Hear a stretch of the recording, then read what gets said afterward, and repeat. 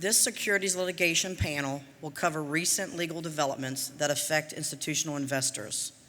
Topics covered will include Dodd-Frank, the Department of Labor fiduciary rules, the Class Action Fairness Act, and vested rights issues for public plans. Please help me welcome Jonathan Davidson, who will moderate this session and introduce his distinguished panel.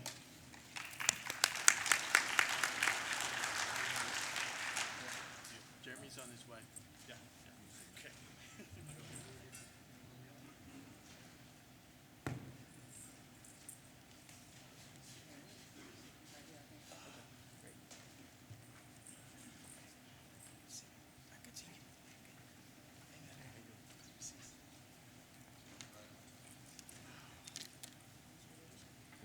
Yes.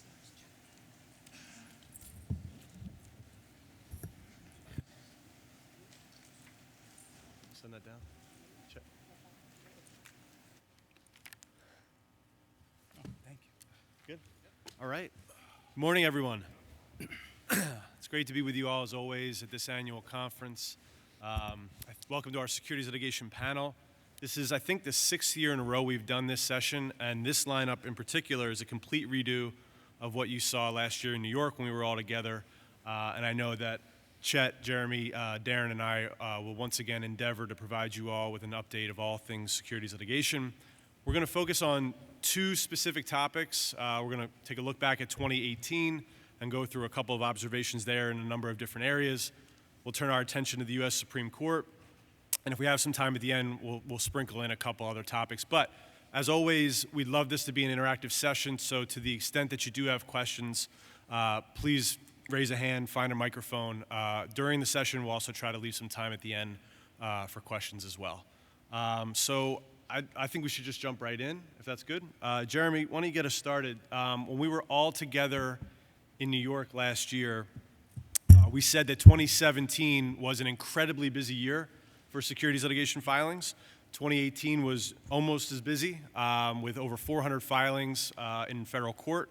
That's double the 20-year average. I think our audience is pretty sophisticated and knows that we usually see about 200 cases filed on an annual basis. So we now have 2 years of plus 400 cases. What do you attribute this increase to? Sure, and thank you very much.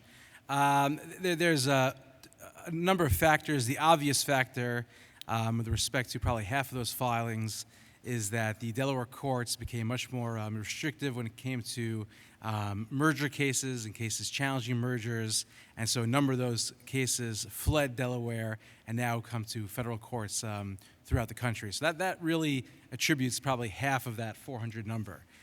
So then you're really looking at, well, what's the cause of the 200 number? It used to be historically maybe 150, 175, and why are we approaching now 200?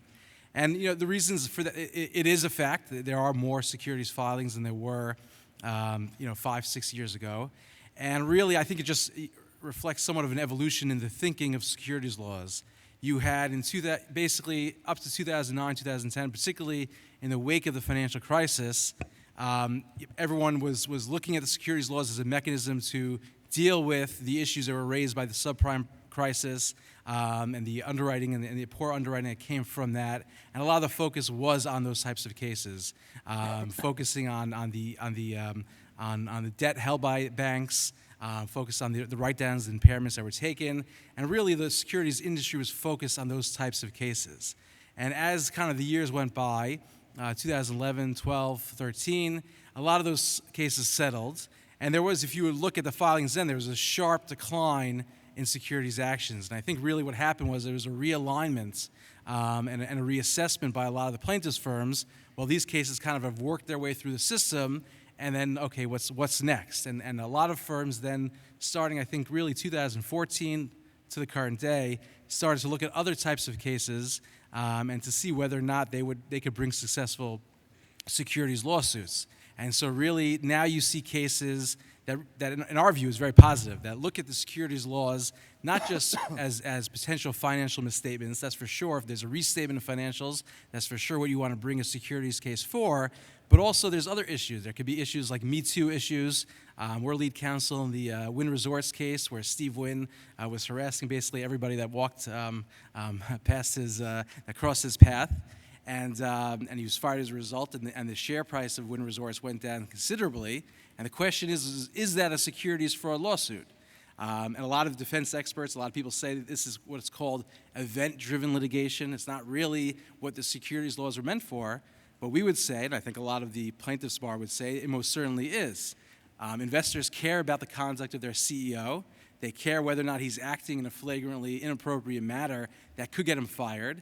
And Wynn Resorts, without Steve Wynn, is obviously a corporation that is far less valuable than it is with Steve Wynn. And so those are issues that were coming up. We're also lead counsel, along with Robbins Geller, in the Arconic class action, where the Grenfell Tower burned down as a result of Arconic selling faulty cladding to the contractors of Grenfell Tower. And again, it caused 126 people to die. Well, gee, what does this have to do with securities fraud? Securities fraud is supposed to deal with accounting misstatements and other issues, and it's become the view, and I think it's become accepted by the courts, is no, and it's really based on well-settled precedent, anything that's material to investors that ultimately causes a loss when it's revealed with respect to its market share, that does fall within the rubric of securities fraud. Particularly, obviously, you need scienter and you need knowing falsehood. So in the Grenfell Tower, you had claddings that were sold that were clearly not compliant.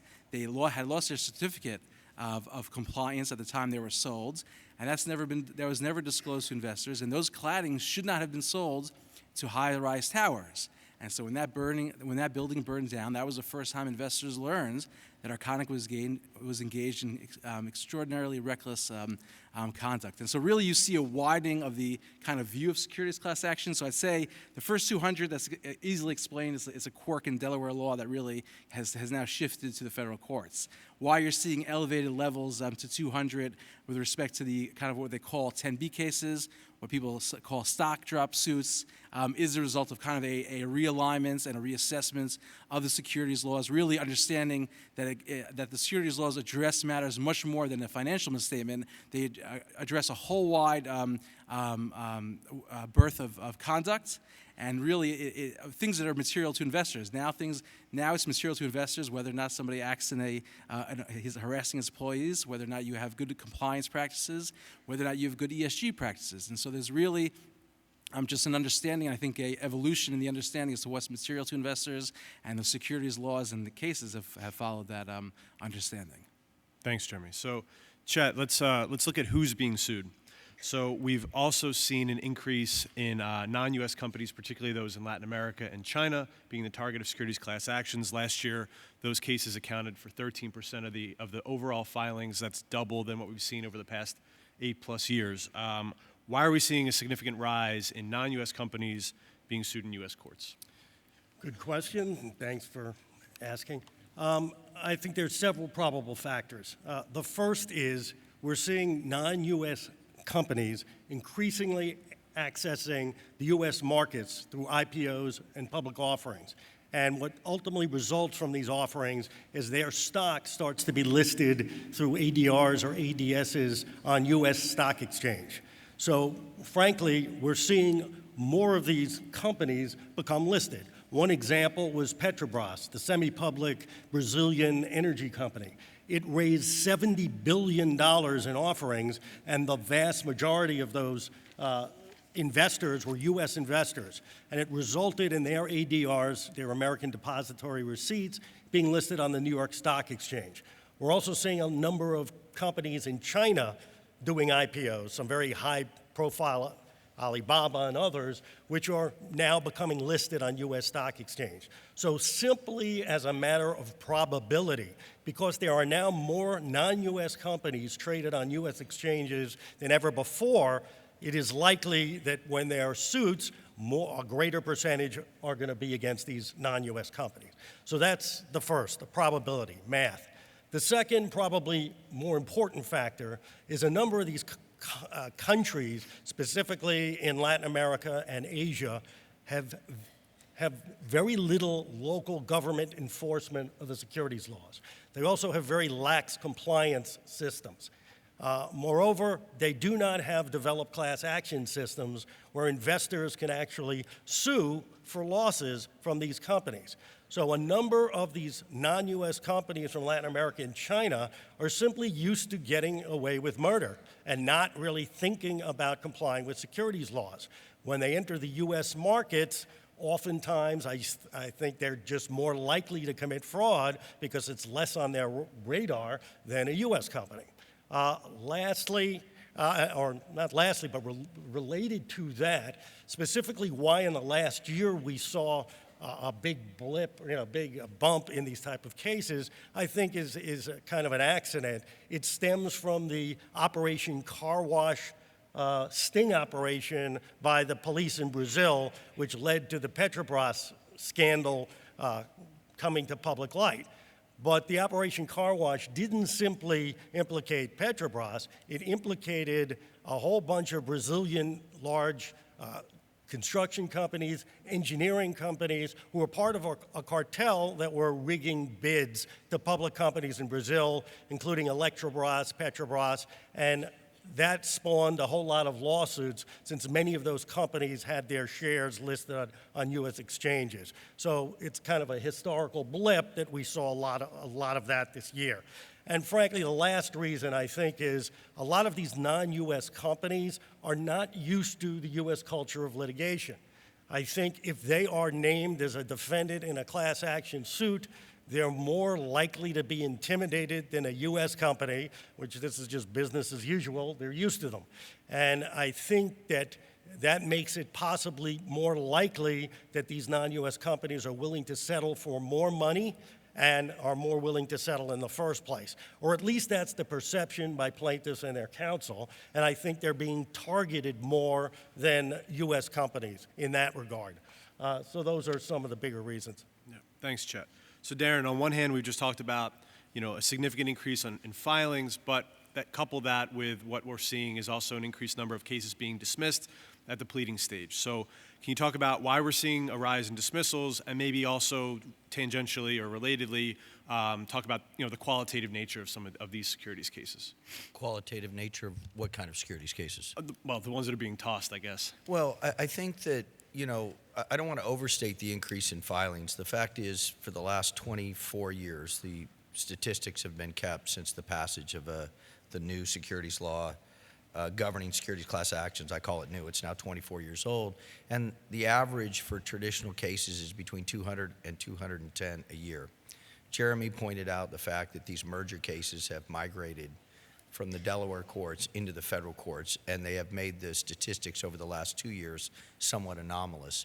And I would say that the dismissal rate is a function of two things. One, there's been a reflexive filing as firms have increased their volume of filing. I think institutions have been induced to file cases that are a little more on the margins, so there's going to be a higher dismissal rate. And two, there's been a resistance to some of these merger cases in federal court. Not to say there's not very valid merger cases that are brought, there are, but when you go from an average in federal court to, let's say, 20 a year to 200, the courts sometimes react, and they have. In addition, we've had now 2 years of appointments by the new administration, which those appointments tend to be very conservative, and those judges more inclined oftentimes to dismiss securities cases. So I'd view those kind of multiple factors as impacting it. Great. Thanks, Darren. So, Jeremy, let's talk about the money. That's always exciting for this audience. The average value of class action settlements in 2018 tripled from 2017. 2017, there was about 18 million. Now it's 2018 saw about 65 million. That 2018 number was like 50% higher than the last 9 years. In all, just north of $5 billion was made available for investors to claim. I hope you're all diligently filing your proof of claim forms. So I guess, why are the settlements up? Why are we seeing the big increase? Right, and I think that contradicts the view. If you'll read a lot of the kind of writings by a lot of the pro-corporate academics or defense firms, they'll say, well, there's a whole lot of new filings because people are filing lawsuits that have low value and they're settling them on the cheap, and that's why we have a higher dismissal rate, and this is just bad for plaintiffs. bad for defendants and bad for everybody. And the stats really defy that thesis. You have, as you said, there's $5 billion available to investors. The prior year is $1.5 billion. Is that right? Yep. So I think you have to strip out Petrobras. Petrobras is a $3 billion settlement. Our firm served as lead counsel there, and so that's clearly a blip on the screen for that. And so you have to strip that out. You still see that there's an extra $500 million there. And so, and a lot of these cases that people and the defense bar is saying are marginal and are saying are not really shouldn't be brought, they're actually the average settlement value even outside of Petrobras. You're at $18 million. About 2 years ago, it was about $10 million. So the average lawsuit is actually increasing in value. And again, I think there's a maturity by the plaintiff's bar, also by the courts, in seeing that some of these cases that are not your standard financial restatements actually have a lot of value and have a lot of merit, and they're actually succeeding in the courts. And so it debunks the whole kind of theory of the defense bar. Well, these cases are brought by marginal cases, by marginal players, settled for marginal amounts. It's actually increasing a lot. And then you'll hear the defense bar crying, complaining, oh my goodness, the cases are too valuable. It's costing us too much money. So they always kind of try and have it both ways. They don't want to be sued for marginal amounts, and they certainly don't want to be sued for large amounts. And the bottom line is they don't want to be sued. But we don't think that's the fault of the securities laws. It's the fault of defendants' misconduct. Darren, jump in.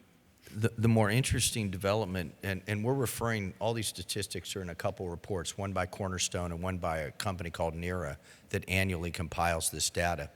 And in the report, it shows that, that the median recovery, because obviously the mean can be distorted by large recoveries, but the median last year was about $5 million when the cases were settled early. But the more interesting thing for the trustees here is that, in fact, those that were prosecuted vigorously to the summary judgment stage yielded $36 million median. So you're talking about 7 times as large. And I think that also highlights that when a board decides it's going to bring a case, I think it should conclude that if necessary, it will try it. Now, hopefully the case won't need to be tried, but the yields are substantially larger. And I thought that was very notable. I had not seen that before. Yeah, absolutely. Chet, you want to talk about settlements at all before we move off? Yeah. Okay. Move on. All right, so let's wrap up 2018 with a question then pertinent to this audience. 2018 also saw that only 28% of settlements contained a public pension plan as lead plaintiff. That's down the lowest level in 10 years. So it's an interesting dichotomy. On one hand, we've got a year of significant settlements, including a high median number, but we also have a decline in public pension plans accounting for those settlement dollars. Why the disconnect? I think there's, again, several factors, and it's also, to me, somewhat unclear on who they're putting in the U.S. public. Is it U.S. public pension funds? Are non-U.S. pension funds included in that number? But there are certainly a few reasons. By far, the largest reason, I think, is what Jeremy alluded to, Darren alluded to before, is that a large influx of these additional cases we're seeing are of these cases that used to be filed in mostly Delaware Chancery Court. These are corporate transactional cases. Every time a merger is announced or a tender offer is announced, there used to be litigations where they would argue that the SEC filings in connection with those transactions contained material misstatements or omitted material information. This was done routinely, virtually every merger being filed. But in 2016, the Delaware Chancery Court, in a case called Trulia, decided essentially we're not going to approve the settlements of these cases, which were traditionally disclosure-only settlements with fees being paid to the attorneys. And they said, we're done with this. We're not giving these broad releases to defendants for giving very little consideration, and we're not paying attorneys' fees to plaintiffs who are not doing a lot of work. But just like in Jurassic Park, nature finds a way. Plaintiffs' counsel are creative, and they started to bring these cases in states other than Delaware and primarily in federal court under what's called Section 14 of the 1934 Act, the Exchange Act of 1934. So we saw this huge influx into federal courts. However, by and large, institutional investors are not the lead plaintiffs in these cases. There are some where there are real big disclosure and corporate governance issues that they lead, but by and large, these are brought by small firms and small plaintiffs. And because so many of the settlements are relating to these type of cases, that we're just not seeing institutional participation. That's one factor. Another factor is, I think, securities class action settlements have recovered in the last 15 years tens of billions of dollars from corporations. We've also saw after the Great Recession, Congress passed, amongst other things, Dodd-Frank, which made CEOs and CFOs have to certify that certain parts of their SEC filings were truthful. They were now put on the hook for personal liability. And what this has done is made some of the larger U.S. corporations, frankly, more diligent about not engaging in traditional securities frauds. We are seeing more securities frauds by smaller companies. They are more likely, newbies, for example, just recently came into the market, or these non-U.S. companies, are more likely to commit securities fraud. And institutional investors often do not have holdings of, let's say, microcap companies or smaller cap companies, or they do have the holdings, but they're such insignificant amounts of their portfolios that they're less likely to seek to be lead plaintiffs in these cases. So that's another whole chunk of the securities cases that I don't believe we see institutional investors leading. So those are two factors. There are some other factors, less scientifically. I think some institutional investors get a bad taste in their mouth when they get into some of these lead plaintiff fights. They can get ugly, and if they've done it once, sometimes they don't want to do it again. We also have seen in the last year several courts enforce what's called the 5 and 3 rule to institutional investors. For those of you who don't know what that is, when Congress passed the Private Securities Litigation Reform Act back in 1995, one of the things it tried to stop was the phenomenon at that time called professional plaintiffs, which were these people who had like 10 shares in 100 different companies, and they would sue again and again in these securities class actions. So Congress put in the law that you couldn't be a lead plaintiff more than 5 times in any 3-year period, although it was subject to the court's discretion to essentially waive that. Well, the majority view was that courts would not enforce the 5 and 3 rule to institutional investors, since another main goal of the PSLRA was to encourage institutional investors to lead these cases. However, I've seen a few decisions in the last year where the 5 and 3 rule was invoked in lead plaintiff battles to essentially discourage some of these repeat players from instituting litigation. I also have seen what I call litigation fatigue, because in the last 5 or 6 years, there's been this phenomenon where most institutions had 1 or maybe 2 advisory counsel, and they've expanded, in some cases, many funds to 4, 5, even 6, and I think have been encouraged to do cases by a multiplicity of counsel. And the fatigue starts to sit in because, of course, as trustees, this is a secondary responsibility. I mean, obviously, it supplements your efforts to provide what President Fortuna talked about in his opening remarks, the $17,000 a year average pension, and to the extent this contributes to that, it's great. But when you have 5, 10, and 15 of these going at once, fatigue sets in, and that's in part the decline, because we've seen a decline from almost 50% of all cases now down to about 28%, which is almost half.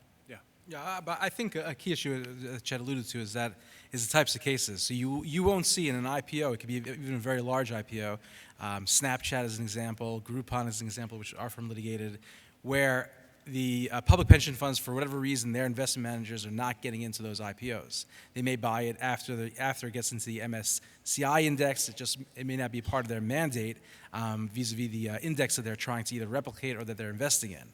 And so so the IPOs is a whole slew of cases that you generally don't see public pension funds. And then when you're talking about the pharma companies, the single drug pharma cases, which is really a fertile ground for securities fraud lawsuits because the company has one drug and they need to get FDA approval if they're going to succeed as a company, and a lot of times they manipulate the data in order to get that or to try to get that FDA approval, and you don't see, for whatever reason, you don't see public pension funds investing in those types of companies. And so that's, again, probably because they're not being found on the various indices because they're not that mature of a company. And so that, I think, is a big reason for the... But I have to disagree. I mean, Snapchat, for example, Jonathan, you know this, the state of New Mexico pension fund was in a dispute for control of that case, and Facebook was led, its IPO, by the North Carolina retirement system. So I do agree with some of the smaller ones, but on IPOs, I don't know that that applies. Anyway, academic point, I guess. That's good. Okay, we're going to move off of 2018, but just quick recaps.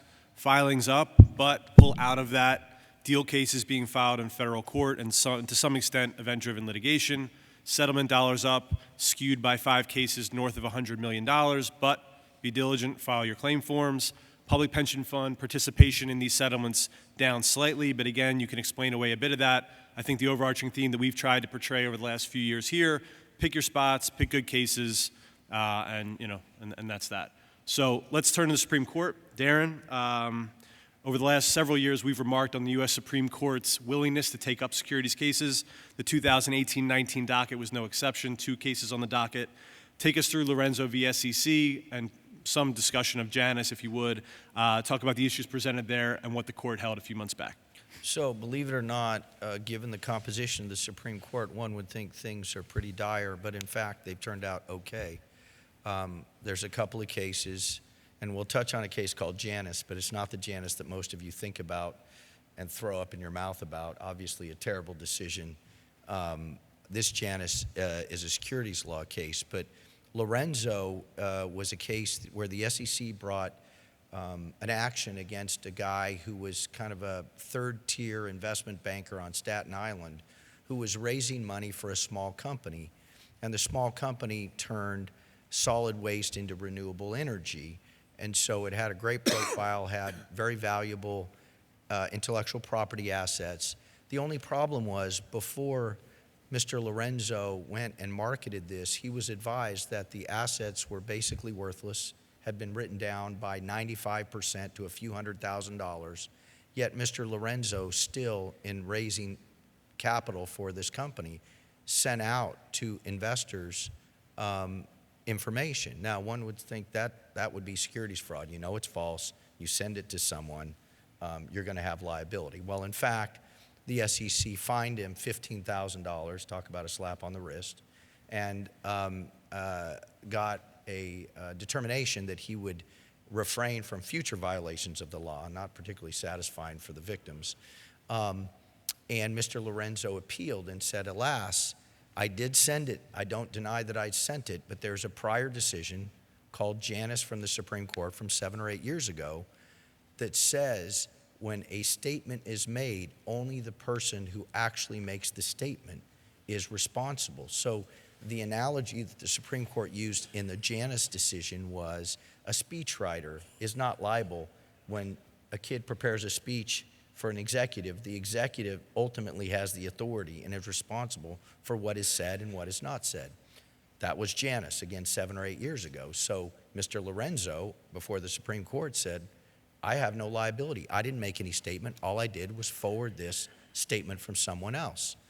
And the Supreme Court did quite a number on him. It's interesting in that the majority included the Chief Justice, who's viewed as pretty conservative, and Justice Alito. The 2 dissenting justices were, of course, Justice Thomas, who penned the Janus decision, and Justice Gorsuch. Justice Kavanaugh, even though he was on the court, could not participate because he had actually been on the panel below in the Court of Appeals when he was an appellate judge. So 6-2, the Supreme Court found liability for what you and I would think is obvious. I mean, it seems like it is a pure case of securities fraud. But in doing that, what they did, in my view, is severely curtailed the limitations imposed by Janus, which was very formalistic. Janus had to do with Janus, the investment advisor, and basically Justice Thomas's opinion in Janus said, hey, you can hold the mutual fund liable, but you can't hold the investment advisor, Janus Capital Management, liable, because the statement is the statement of the mutual fund. Well, anybody who invests in mutual funds realizes that mutual funds are nothing but a silo of assets, and everything that's done for the mutual fund is done by the investment advisor. And it was very formal, very limited, and very constricting. So I think this holding, even though it applied to an SEC action, actually shows that a majority of the justices of the Supreme Court are not going to let an out-and-out fraud slip by. And so they kind of, parsed the language of the statute, which I won't bother you with, but ultimately concluded that that kind of conduct will not be tolerated. So I'm surprised they did, pleasantly surprised. We were also pleasantly surprised last term when the justices allowed 3 Pennsylvania county pension funds to apply what I thought was the clear law of the statute, Section 11, and bring their claims in state court, ruled 9-0 in favor of the institutional investors. So we're now 2 for 2 lately, and of course, we have this other case involving Emulex, which we should discuss. And then also last week we had something, I don't know if you guys know about this, but there was a very important decision from the chief judge of the Ninth Circuit Court of Appeals out in California involving loss causation, which is a fundamental element of the securities laws, because just because you buy a stock high and it falls to a lower price, that does not mean that you're entitled to a recovery. It could be for entirely innocent reasons. But you have to show a connection between the fraud and the loss. That's fair, and I think most people in this room would agree that that's fair. That opinion in a case called First Solar was penned by the chief judge, very favorable to investors. It arises out of a case involving an Arizona solar company. The plaintiff in the case is the mine workers from the UK, and it went up to the Supreme Court. And just on Wednesday, the Solicitor General's office, which again is the lawyer to the President of the United States, a very conservative group of folks, wrote a brief telling the Supreme Court not to take the case. And basically, a plaintiff's lawyer could not have written a better brief. It was unbelievably powerful, and I suspect the Supreme Court will now not take the case because it could have done a lot of damage to the existing claims that many of the folks in this room have. Yeah.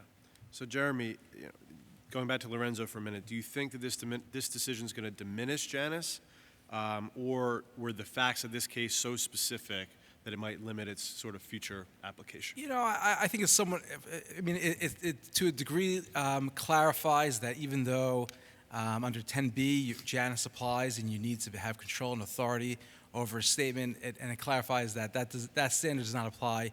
You can nevertheless have a 10E or 10A or 10C claim with respect to scheme liability.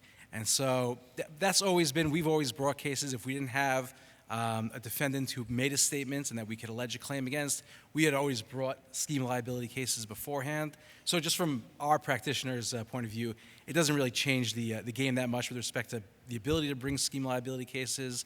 For Janus itself, I think if you're dealing with a mutual fund case, that clearly can make a big difference. When you're dealing, most cases are issuers, public companies that make statements, so usually the defendant is the same one that has control over or authority of the statements. You'll have either the corporation or the CEO or CFO. So I haven't, since Janus was decided, my firm hasn't had a case dismissed on Janus grounds. The defendants might raise it, but we haven't been dismissed on Janus grounds just because it's just not really, when you really practically look at it, it's not really ending up in the dismissal of many cases. So, I think it's good that, the Supreme Court could have gone the other way. They clearly showed, although it was the SEC case, so they weren't showing that they liked private securities cases. It showed that they still believed in the securities laws, and so that's a good thing. And it showed that there was some good language saying how it's important for the securities laws and for fraud to be vetted out and to be litigated. So that was a good thing. But I think the practical application, just from our point of view, doesn't really change with that decision. Okay.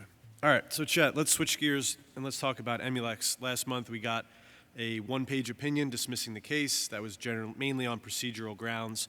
The case has got an interesting factual history, so talk about the issues and the history of the case, and then we'll have some follow-up. Sure. In fact, that decision was a one-sentence decision. Did I say one? What did I say? Yeah, one page. One page. Yeah, Sorry. one sentence. One sentence, guys. But Emulex was a shareholder class action that arose out of a tender offer by a telecommunications company.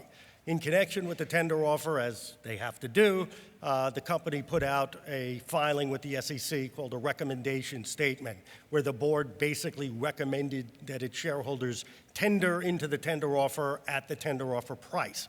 As part of that recommendation statement, there's always a section about the financial advisor to the board that provides a fairness opinion that says that the price is fair and reasonable to those who would tender.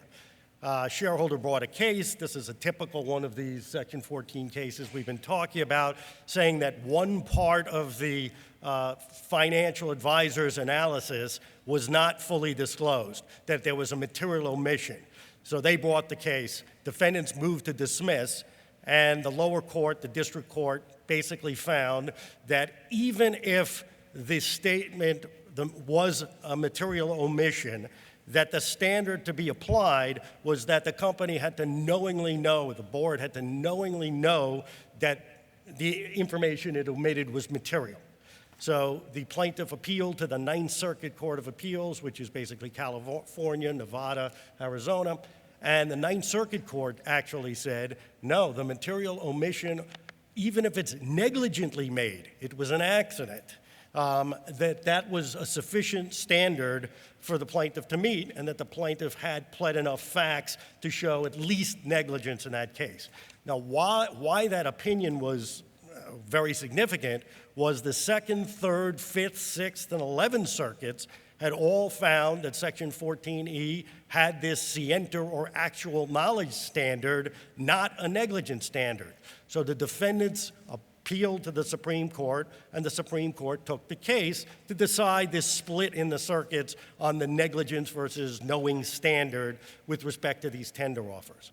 However, the defendants raised for the first time on appeal also whether Section 14E actually gives the right of a private action to investors. In other words, they argued that only the SEC, the government, could bring these actions. Investors can't bring these actions in the first place.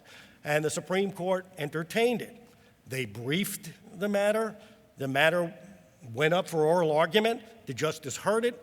But during the oral argument, a number of the justices started to question whether they could really hear this case. The Supreme Court is basically an appellate court. It reviews the decisions by the lower courts. And in the lower courts, they never ruled as to whether Section 14 had a private right of action. In fact, the defendant had conceded the point below. So after oral argument, the Supreme Court issued a decision that basically said, oops, we blew it. We should have never heard this case in the first place, and they refused to rule. So not only did they not decide the private right of action question, they never resolved the split amongst the circuits as to whether a negligence or this actual knowledge standard applies to false statements in these tender offer-related SEC filings. Yeah. All right, so Chet, let's stay with you for a second. So forget about all this negligence versus fraudulent intent standard. This case goes back to California, and let's say Emulex or another company down the road for that matter says there's no private right of action to bring these cases at all. So 2 or 3 years later, this issue comes back before the court. How do you think this court would rule on that issue? Okay, well, interesting what you said is this court, and that's ultimately going to be my decision. But this is actually a very difficult question. Why? Section 14E has been found to have a private right of action by courts for the last 50 years. In fact, in 1964, the U.S. Supreme Court, in a case called J.I. Case v. Borak, actually held that Section 14A gives plaintiffs a private right of action to bring these cases. Well, Section 14A essentially says, thou shalt not lie in an SEC filing in connection with a merger, while Section 14E essentially says, thou shalt not lie in an SEC filing in connection with a tender offer. That's the only difference. So there is zero policy reason as to why the investors should be able to sue with respect to false statements in merger-related documents as opposed to tender offer documents. On the other hand, this Supreme Court is very conservative. They tilt to the right, and many of them are what are called strict constructionists. And they take the view that Congress makes laws. Courts do not make laws. And if Congress did not put in a private right of action in Section 14E, it is not our job to do it. If you have a problem with the way the law was written, go to Congress and see if you can get it improved. So this has huge implications. Now, most iterations of the Supreme Court for the last 100 years have been very reluctant to upset past precedent of the Supreme Court. This current Supreme Court, though, over the last few months, has shown a disregard for past precedent cases by the U.S. Supreme Court. So I find it more likely that this court could decide that a private right of action doesn't apply. But my prediction would completely change if, by the time this goes back to the court, the members have changed. It's completely dependent on who the justices are. But we're talking about returning billions of dollars to the institutions in this room, and kind of put in context what 14E represents. I mean, maybe 3 cases a year, maybe 5. I mean, I just don't think it's one way or another, unless your point is the danger of them reversing other aspects of the securities laws, because that could matter to the folks here. But Well, I think that was going to be my question to you, and Jeremy, I'll come back to you in a second, but is this much ado about nothing? We know that deal cases in federal court are often voluntarily dismissed, so few of them reach a trial court decision. Are we going to be waiting a really long time for one of these cases to come back to the court, or, given the court's interest in this area, do you think that defendants will be emboldened to push these cases further just to sort of get that clarity on 14E? on the 14E point, I would think so. But on 14A, I mean, unless they're willing to reverse Borak, because Chet's absolutely right. The Supreme Court said there's a viable cause of action. And that's the kind of claim when you have a big merger. I mean, think about some of the mergers that are going on right now. CVS, Aetna, I mean, 50, 80, $100 billion mergers. And people get stuck holding the bag with massive declines. I mean, those are the kinds of situations where I think, trying the case could make a big difference. Yeah. Yeah, I mean, I think I agree with Chet in that. I think there's a good chance that the Supreme Court is going to find there is no private right of action for 14E. They're clearly interested. If you looked at the comments made, yes, they procedurally were concerned whether or not it was the right time to hear this case. But if you look at Alito, if you look at Kavanaugh, Gorsuch, what they were saying and the questions they were asking, clearly they were, it seems to me they're inclined to find there's no private right of action, particularly if you look at the prior precedents. What will any statement made with respect to a tender is also a publicly filed statement, so you would have still a 10B claim. So what is a practical effect? Likely nothing, even if you lose it. But the problem is you chip away at one statute, and all of a sudden you start chipping away at other statutes. So that's the real concern. But I think you might find this thing, 14E, dead and buried, in the coming years, unfortunately. Well, I just want to, in response to what they've said, it is true that there are not that many Section 14E cases that have been brought historically.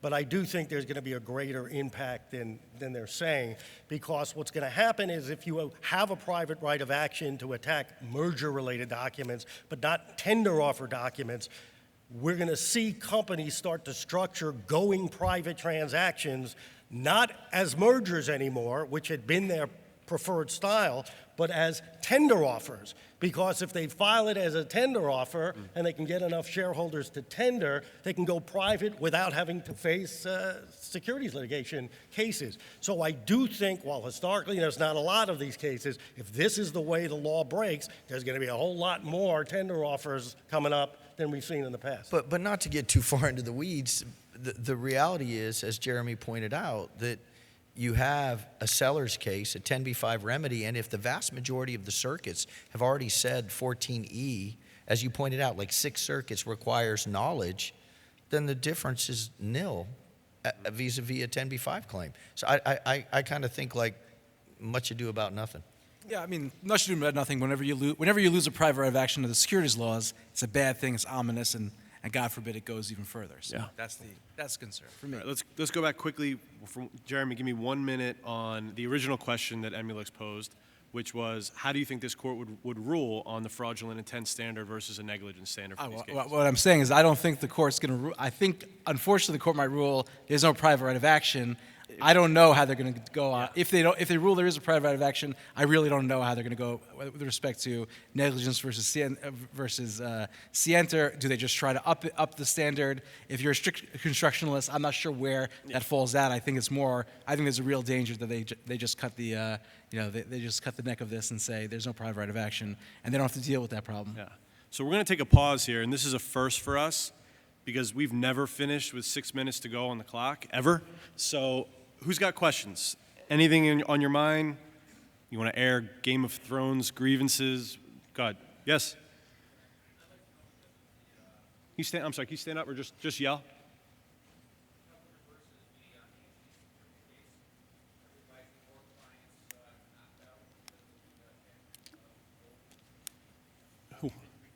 CalPERS ANZ is the panel advising more clients to opt out. Anyone want to jump in? Yeah, I would say that. I don't know if it changes the opt-out advice, but it does. Back up. Just give it quick 30 seconds on CalPERS. Sure. I mean, in CalPERS versus ANZ, the Supreme Court held that the statute of repose is not told with respect to if there's a class action and then someone files an individual action or potentially a subsequent class action. The statute of repose is not told. Usually you have a 5-year statute of repose. You can go back for 5 years to false misleading statements for a 10B claim or 3 years for a Section 11 claim.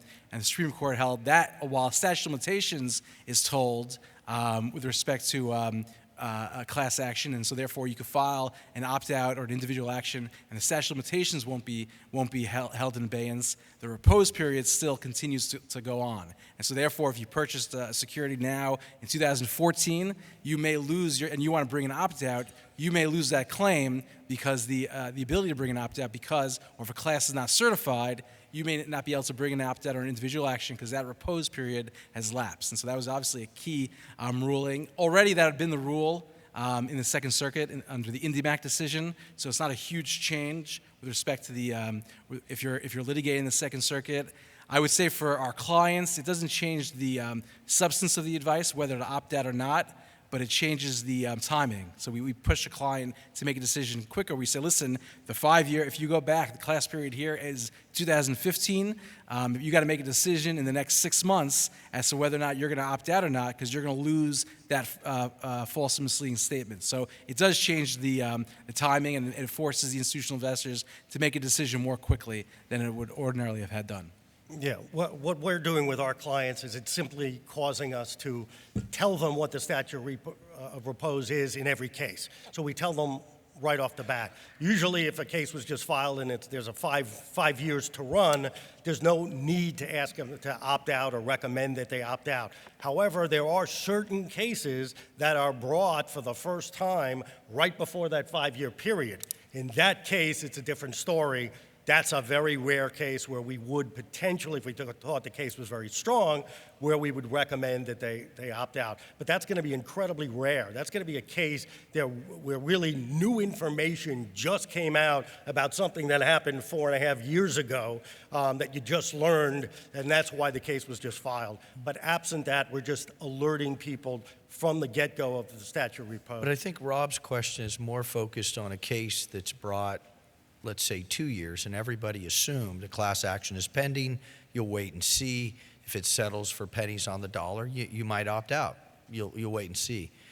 And it's brought 2 years after the misconduct, and then it's pending for several years, as many of these, unfortunately, this is how it takes place. And so now what do? You bring it 2 years after the first false statement, let's say, and it's pending for 3 years. This 5-year period hits, and I think that's what Rob is asking about. You know, the huge factor there would be whether a class had been certified in that 3-year period. If it has been, then it's less likely you're going to ask them to opt out. There's always a risk of decertification, but you are correct that if, in fact, the class hadn't been certified or there's issues about certification, you might recommend in that or many times you may not have a class cert ruling. You could Yes. you could bring a class, right now, and the class period could go back 4 or 5 years, and then if it takes 1 or 2 years to get a ruling, you got to make a decision before before that 5-year period hits with respect to the earlier statements if you want to preserve that right. So it complicates the decision-making process. It makes you think about it earlier. I don't know that, I think it all depends on the size of the holdings, how large the case is, how large the potential recovery is. So those factors I don't think change that much. The ability, I guess, to wait on the sidelines and to see how the settlement does, which is what a lot of funds used to do, that you're losing that ability because a lot of times if you want to wait till the settlements, it may be too little, too late. And so that's the complication that is. I think occurred. this underscores that if you get advice from 4 different lawyers, you get 5 different opinions. That's right. We're gonna wrap up. We'll all be around to the extent you have more questions. Thank you for your attention. Please join me in thanking Darren, Jeremy, and Chet, and hope this was informative. Thanks a lot. Thank you so much. Good job as always.